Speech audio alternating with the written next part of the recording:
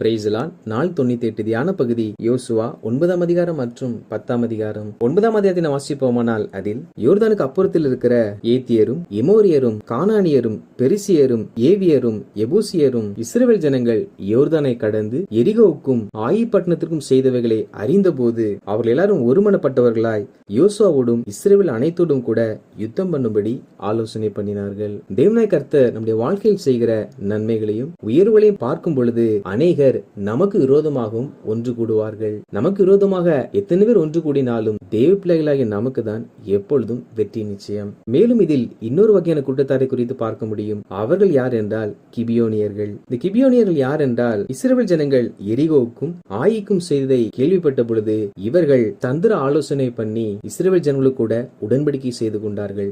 எப்படி என்றால் இந்த கிபியோனியர்கள் இஸ்ரவேல் ஜனங்கள் தங்களை சங்கரித்து விடக் கூடாது என்பதற்காக பயந்து பழைய இரட்டு பைகளையும் பீரலும் பொத்தலுமான பழைய திராட்சரச துருத்தியையும் பழுது பார்க்கப்பட்ட பழைய பாதரட்சிகளையும் பழைய வஸ்திரங்களையும் உடுத்திக் கொண்டு பூசண புத்து போன அப்பங்களை தங்கள் கரங்களில் எடுத்துக்கொண்டு இஸ்ரவேல் ஜனங்களிடத்திலும் யோசுவாவிடத்திலும் போய், நாங்கள் வெகு தூரம் இருந்து வந்தவர்கள், தேவனாகிய கர்த்தர் உங்களை கொண்டு செய்த எல்லா காரியங்களையும் நாங்கள் கேள்விப்பட்டிருக்கிறோம். எனவே எங்களோடு கூட சமாதானம் பண்ணும். நாங்கள் உங்களுக்கு அடிமைகள். நாங்கள் வெகு நாட்களாக பிரயாணப்பட்டு சந்திக்க வந்தோம் என்று சொன்னார்கள். அவருடைய தோற்றங்களை பார்க்கும் பொழுது அவர்கள் வெகு தூரத்தில் இருந்து வந்தவர்களைப் போலவே காட்சியளித்தது. ஆனால் அவர்களோ மிக அருகாமையில் இருந்த கிபியோனின் குடிகளாகும். நம்முடைய வாழ்க்கையிலும் இப்படிப்பட்ட கிபியோனியர்கள் வருவார்கள். நம்முடைய வாழ்க்கையில் ஒரு புறத்தில் நாம் உயர்வடையும் பொழுது நமக்கு விரோதமாக ஒருவர் அநேக கூட்டத்தை திரட்டுவார். இன்னொரு புறத்தில் நம்ம எதிர்க்க முடியாத ஒரு கூட்டம் நம்மோடு எதிர்த்து பேசாமல் தந்திரமாய் நம்மோடு பேசி நம்மோடு உண்மையாய் இருப்பதை போல காண்பித்து நம்மை ஏமாற்றுகிற கிபியோனியர்களைப் போல வஞ்சகமான கூட்டங்களும் நம்மோடு கூட இருக்கும். சம்பவித்த காரியம் என்னவென்றால், அப்பொழுது இஸ்ரவேலர் கர்த்தருடைய வாக்கை கேளாமல் அவருடைய போஜன பதார்த்தங்களில் சிறிது வாங்கி கொண்டார்கள். யோசுவா அவர்களோட சமாதான உடன்படிக்கை பண்ணினான். கிபியோனியருடைய தந்திரத்தில் யோசுவாவும் இஸ்ரவேல் ஜனங்களும் விழுந்தார்கள். அதில் கர்த்தருடைய வாக்கை கேளாமல் என்ற ஒரு வார்த்தை சொல்லப்பட்டிருக்கிறது. அப்படி என்றால் இவர்கள் கர்த்தருடைய ஆலோசனை கேட்டிருப்பார்கள் என்றால் கர்த்தர் உண்மையை வெளிப்படுத்தி இருப்பார். நம்முடைய வாழ்க்கையில் அநேக மனிதர்களை நம்பி ஏமாற்றப்படுகிறோம். ஏமாற்றப்படும் பொழுது ஆண்டவர் ஏன் அவர்கள் ஏமாற்றுவர் என்று நமக்கு சொல்லவில்லை என்று கேட்போம் என்றால், நாம் அவர்களை நம்புவதற்கு முன்பாக ஆண்டவரிடத்தில் ஆலோசனை கேட்டிருக்க வேண்டும். நாம் கர்த்தருடைய வாக்கை கேளாமல் ஒரு மனிதன் மேல் நாம் நம்பிக்கை வைப்போம் என்றால் அது நம்முடைய தவறு அல்லாமல் ஒரு நாளும் அதற்கும் தேவனுக்கும் எந்த ஒரு சம்பந்தமும் இல்லை. கிபியோனியர்கள் தந்திரமாய் ஏமாற்றினார்கள். அதை அறியாமல் யோசுவாவும் இஸ்ரவேல் ஜனங்களும் கர்த்தரிடத்திலும் எந்த ஒரு காரியத்தையும் கேட்காமல் அவர்களை நம்பினார்கள். இவைகளுக்கு பின்பு கிபியோனியர்கள் தங்களை ஏமாற்றினார்கள் என்பதை அறிந்தவுடன் யோசுவா கிபியோனின் குடிகளை அழைத்து, நீங்கள் எங்களை வஞ்சித்தது என்ன? நீங்கள் இப்படி செய்தபடியினால் எங்கள் தேவனுடைய ஆலயத்துக்கு விறகு வெட்டுகிறவர்களும் தண்ணீர் எடுக்கிறவர்களுமான பணிவிடைக்காரராய் இருப்பீர்களாக.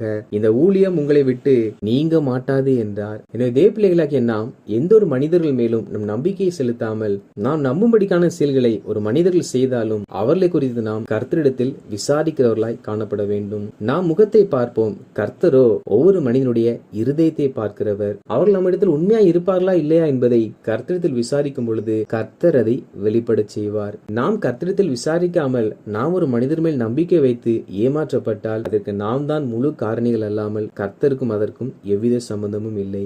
எனவேதான் வேதம் மனிதரை நம்புவதை விட்டுவிடுங்கள் என்பதாக சொல்லுகிறது. 10ஆம் அதிகாரத்தினை வாசிப்போமானால் அதில் எருசலேமின் ராஜாவாகிய அதோனிசேதேக் யோசுவா ஆயியை பிடித்ததையும் எரிகோவின் ராஜாவை சங்கரித்ததையும் கிபியோனின் குடிகளோடு கூட சமாதானம் பண்ணி அவரோடு கூட வாசம் பண்ணுவதையும் கேள்விப்பட்ட போது அவன் எபிரோனின் ராஜாவுக்கும் யர்மூத்தின் ராஜாவுக்கும் லாகீசின் ராஜாவுக்கும் எக்லோனின் ராஜாவுக்கும் ஆள் அனுப்பி அந்த கிபியோனியரை சங்கரிக்க எங்களுக்கு துணையாய் நில்லுங்கள் என்பதாக கேட்கிறார். இதில் கிபியோனியருக்கும் எருசலேமின் ராஜாவுக்கும் எந்த ஒரு பிரச்சனையும் இல்லை. ஆனால் யோசுவா கிபியோனியோடு கூட சமாதான உடன்படிக்கை செய்தது நிமித்தமாகவே எருசலேமின் ராஜா கிபியோனியருக்கு விரோதமாய் எழும்பி வருகிறார். இந்த வகையான கூட்ட மனிதர்களும் நம்மோடு கூட இருப்பார்கள். அதாவது அவர்கள் நம்மோடு கூட ஐக்கியப்பட மாட்டார்கள். ஆனால் நாம் ஒரு மனிதரோடு கூட சமாதானமாய் இருப்போம் என்றால் அந்த மனிதர்களுக்கு விரோதமாய் எழும்பி அவர்களை தொந்தரவு செய்து கொண்டிருப்பார்கள். அப்படியே எமோரியரின் 5 ராஜாக்களும் கிபியோனுக்கு விரோதமாய் யுத்தம் பண்ண வருகிறார்கள். அப்பொழுது கிபியோனின் மனுஷர் யோசுவாவிடத்தில் ஆள் அனுப்பி,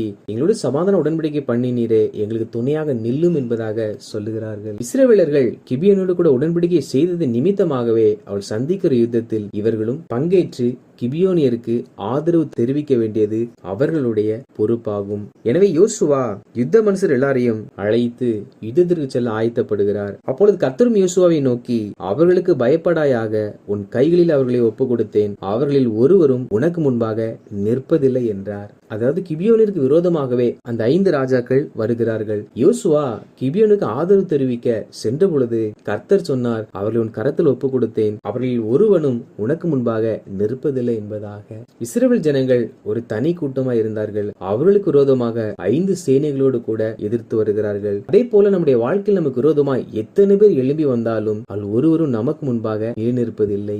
5 ராஜாக்களோடு இஸ்ரவேல் ஜனங்கள் யுத்தம் செய்கிறார்கள். அந்த சமயத்தில் கர்த்தர் அவர்களை இஸ்ரவேலுக்கு முன்பாக கலங்க பண்ணினாராம். அதாவது நமக்கு விரோதமாய் எதிர்த்து வருகிற மனிதர்களை நாம் சந்திப்பதற்கு முன்பாக நம்மோடு இருக்கிற கர்த்தர் அவர்களுக்குள்ளாக ஒரு கலக்கத்தை உண்டு பண்ணுவாராம். அப்படி என்றால் நமக்கு விரோதமாய் எழும்புகிறவர்களை குறித்து நாம் ஒரு நாளும் பயப்பட வேண்டியதில்லை, கவலைப்பட வேண்டியதில்லை. காரணம், நமக்கு விரோதமாக ஒருவரும் எதிர்த்து நிற்க முடியாது. அதே சமயத்தில் நம்மோடு இருக்கிற தேவன் நமக்கு விரோதமாய் எழும்புகிறவர்களை கலங்க பண்ணி விடுவார். மேலும் நம்ம ஆண்டவர் எப்படிப்பட்ட ஆண்டவர் என்றால், இங்கே இஸ்ரவேல் ஜனங்கள் அந்த 5 ராஜாக்களோடு கூட யுத்தம் செய்கிறார்கள். அதே சமயத்தில் கர்த்தரும் கூட அந்த யுத்தத்தில் கலந்து கொண்டார். கர்த்தர் எவ்வாறு யுத்தம் செய்தார் என்றால், அந்த 5 சேனைகள் மேல் கர்த்தர் வானத்திலிருந்து பெரிய கற்களை விழப்பண்ணினார். அவர்கள் செத்தார்கள். அதாவது இஸ்ரவேல் புத்திரர் அந்த 5 ராஜாக்களுடைய சேனைகளோடு கூட யுத்தம் செய்து கொண்டிருக்கும் பொழுது கர்த்தரும் அந்த யுத்தத்தில் கலந்து கொள்ளுகிறார். இவர்கள் மனிதர்களா இருக்கிறபடியினால் பட்டயத்தையும் ஈட்டியையும் வைத்து சண்டை போடுகிறார்கள். நம் ஆண்டவராகிய தேவனோ அவர் சர்வ வல்லமையுள்ளவராய் இருக்கிறபடியினால் அவர் வானத்திலிருந்து பெரிய கற்களை பூமியின் மேல் போடுகிறார். அது அந்த 5 ராஜாக்களுடைய சேனைகள் மேல் விழுந்து அவர்களில் அநேகர் மரித்தார்கள். இஸ்ரவேல் ஜனங்கள் பட்டயத்தால் கொன்றவர்களை பார்க்கிலும் தேவனாகிய கர்த்தர் பெரிய கற்களை வானத்திலிருந்து எரிந்ததினால் செத்தவர்களுடைய எண்ணிக்கை மிகவும் அதிகமாயிருந்ததாம். இப்படி யுத்தம் மும்முரமாய் நடைபெற்றுக் கொண்டிருக்கும் பொழுது மாலை வேளை வந்தபடியினால் யுத்தம் நிற்கக்கூடிய ஒரு சூழ்நிலை ஏற்பட்டது.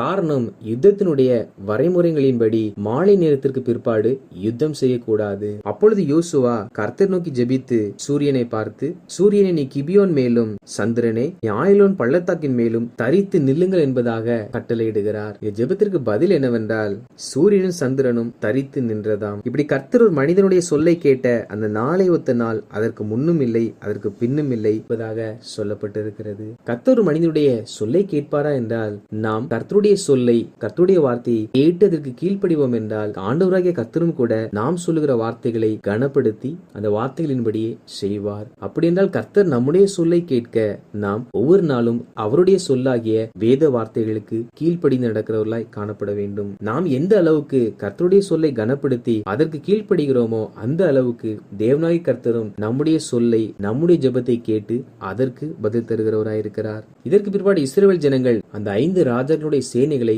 முற்றிலுமாய் சங்கரித்தார்கள். இறுதியாக அந்த 5 ராஜாக்களும் கெபிலிருந்து வெளியே அழைத்து வந்து அவர்களையும் சங்காரம் பண்ணினார்கள். இவைகளுக்கு பின்பாக அவர்கள் மக்கேதாவுக்கு போய் அங்கே யுத்தம் பண்ணி அதை மேற்கொண்டார்கள். மக்கேதாவிலிருந்து லிப்னாவின் மேல் யுத்தம் பண்ணி அங்கேயும் ஜெயித்தார்கள். லிப்னாவிலிருந்து லாகீசுக்கு போய் லாகீசையும் ஜெயித்தார்கள். அந்த சமயத்தில் லாகீசுக்கு துணையாக கேசரின் ராஜா வந்தார். நமக்கு விரோதமாக எழும்புகிற மனிதரோடு கூட நாம் போராடி கொண்டிருக்கும் பொழுது அவர்களுக்கு ஆதரவாக சில மனிதர்கள் வருவார்கள். விளைவு என்னவென்றால் யோசுவாவும் இஸ்ரவேல் ஜனங்களும் அவனையும் ஜெயித்தார்கள். நமக்கு விரோதமாய் எத்தனை பேர் எழும்பினாலும் கர்த்தர் நம்மோடு இருப்பார் என்றால் நமக்கு தான் நிச்சயமாய் ஜெயம் கிடைக்கும். இதற்கு பிற்பாடு இஸ்ரவேல் ஜனங்கள் இவருக்கு விரோதமாய் யுத்தம் பண்ணி ஜெயித்தார்கள். இதற்கு பின்பு தெபீருக்கு போய் அதன் மேல் யுத்தம் பண்ணி ஜெயித்தார்கள். இப்படி ராஜாக்கள் எல்லாரையும் அவர்கள் தேசத்தையும் யோசுவா ஒருமிக்க பிடித்தான். இஸ்ரவேலின் தேவனாகிய கர்த்தர் இஸ்ரவேலுக்காக யுத்தம் பண்ணினார். அதாவது சந்தித்த எல்லா யுத்தத்திலும் கர்த்தர் ஒரு ஜெயத்தை கொடுத்தார். காரணம் என்னவென்றால், உனக்கு முன்பாக ஒருவனும் எதிர்த்து நிற்பதில்லை என்ற வாக்குத்தத்தத்தை கர்த்தர் யோசுவாவுக்கு கொடுத்து அழைத்தார். அதன்படி யோசுவா சென்ற எல்லா யுத்தத்திலும் யோசுவா ஜெயத்தை கண்டார். கர்த்தர் இஸ்ரவேல் ஜனங்களுக்காக யுத்தம் பண்ணினாராம். நம்முடைய வாழ்க்கையிலும் கூட கர்த்தர் நமக்காக யுத்தம் பண்ணுவார் என்றால் நிச்சயமாய் நம் வாழ்க்கையின் எல்லா பகுதிகளிலும் நாம் ஜெயத்தை பார்க்க முடியும்.